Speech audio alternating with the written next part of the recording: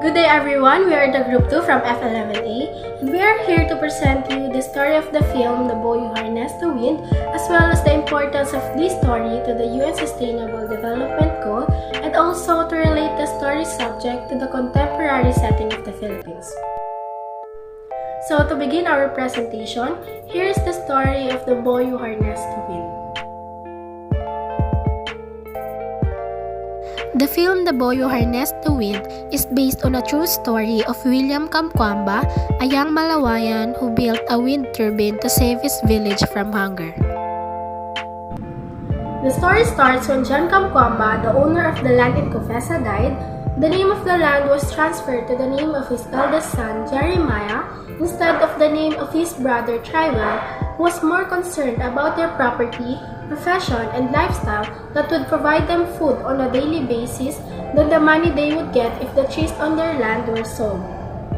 When the people of Cofesa had a meeting with their chief Wimbe, to discuss the trees on their property, because the estate had authorized 2 men to give 2,000 kwacha per ton of forestry for the people of Cofesa to take down the trees and do business there. Jeremiah, the new owner of the land, and the other residents in Cofesa signed the contract because they said they needed money without considering what happened to them and their families if the trees were taken down. When the trees were taken from their location, it flooded when it rained, and when summer arrived, their place was incredibly dry. Their plants were extremely dry and they had no place to gather food. And that's when the conflict in their community began. They are starving because they harvest not enough food to feed them 3 times a day, and the government has running out of grain to sell for them. There are also individuals who steal food just for the sake of eating. Then William noticed the dynamo on his science teacher, Mr. Kachgunda's bike. His sister Annie had dating. He was merely interested in learning how to create electricity by using batteries, so he blackmailed Mr. Kachigunda into allowing him to continue taking his class and use the school library to learn about electrical engineering and energy generation. He eventually had no choice but to approach his sister for assistance in getting the dynamo from the teacher so that they could have a source of energy. Then, his sister went to Mangochi with the teacher in exchange for the dynamo that William needed to generate electricity using the windmill so that they could run the water pump that Gilbert, the son of their chief, and William saw at the junkyard that would give them water so that the ones they planted could live and produce something to eat. And finally, with the help of his friends and father, Trywell, William constructed a windmill to power a water pump, and they began planting again for food.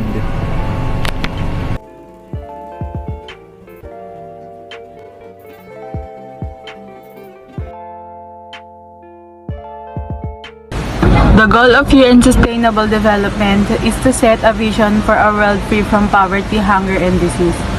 Based on the movie, people are having difficulties because they don't have proper government that can afford to pay attention to what they should solve in the problem and give the need of people who don't enough privileges and start listening to people who is suffering from their wrongdoings. The UN Sustainable Development Goals can help these people who's experiencing this kind of problem in this present time, so people won't experience this kind of hardships. Every people's life is important and deserving to live, so the UN Sustainable Development Goals can further extend equality for all peoples regardless of their nationality or identity. If the concept of the movie were to be related to a contemporary setting in the Philippines, it would most likely be the same because the Philippines, like the movie, suffer from drought, flooding, hunger, and poverty. Also in the film, only a few children are capable of acquiring a high-quality education, which why some people prefer to stay in their native jobs rather than try a new profession that would help their family's pupil and essential needs.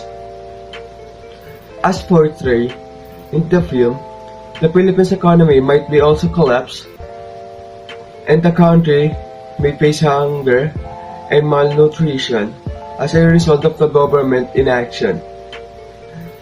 Prices may even have begun to rise as well, making the situation more challenging for people.